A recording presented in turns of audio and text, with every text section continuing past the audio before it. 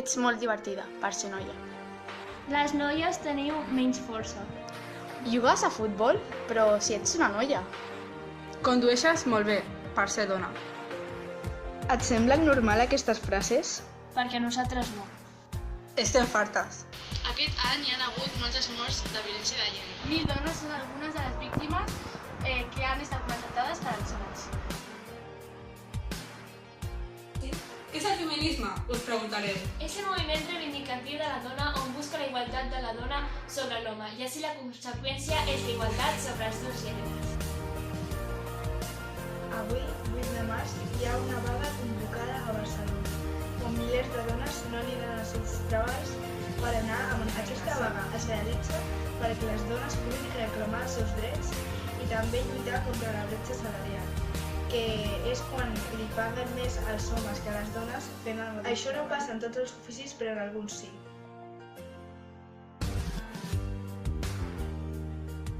També tenim a Frida Kahlo com a representant de dona perquè va ser una pintora que tenia un problema a l'esquena i això no li va fer retirar els seus somnis de ser pintora i també composava poemes. Va ser una dona molt important a la història perquè és un model de la societat. També tenim aquí uns exemples de dones de l'actualitat com pot ser J.K. Rowling, que és una escriptora que es va fer famosa però amb un pseudònim de J.K. perquè no volia que la gent pensés que és dona i això li faria vendre menys llibres.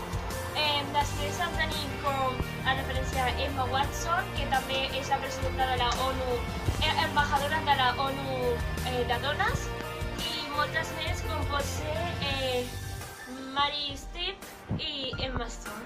Una altra dona molt important en la nostra societat és Marie Curie, que va ser la primera dona en guanyar un premi Nobel de Física. Va guanyar el premi de Física per al seu estudi a la radioactivitat.